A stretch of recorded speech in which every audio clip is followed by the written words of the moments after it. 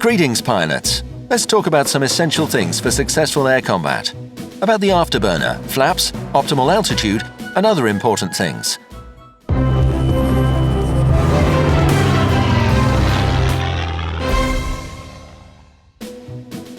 It's a basic principle of air combat that whoever is higher has the advantage. Diving is very useful for gaining speed for an attack.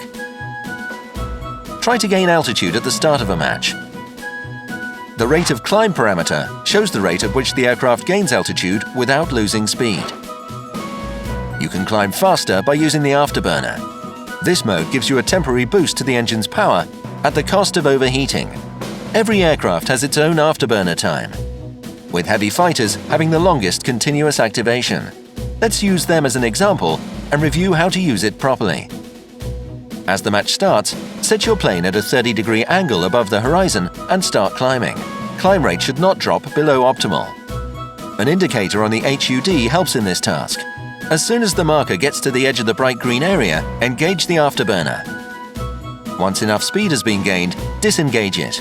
Repeat this cycle until the desired altitude is reached. Make sure you never lose so much speed that your aircraft goes into a stall. Choose a target from the enemies below you. If it moves on a parallel course, dive into an attack. If the target moves towards you, wait until it's right under you. Now make a split. Roll the plane over and dive from this position. Remember that your speed will be much higher than that of your opponent. Make sure to avoid a collision.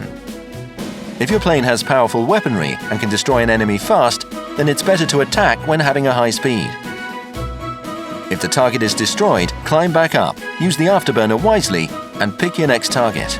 If you fail to destroy the enemy, you should probably climb back up anyway.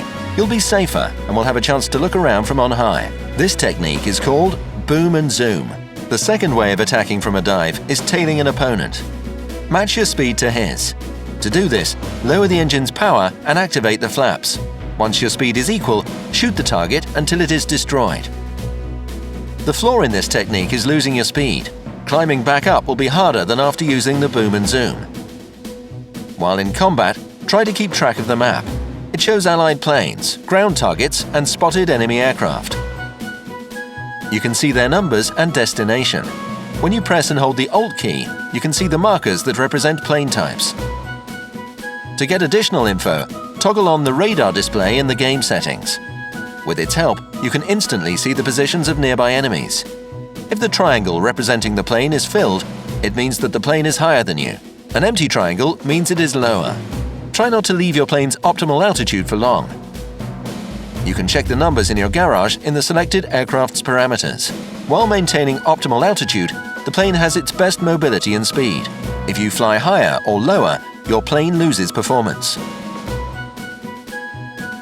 Switch on the indicators on your HUD and you can track your position with them.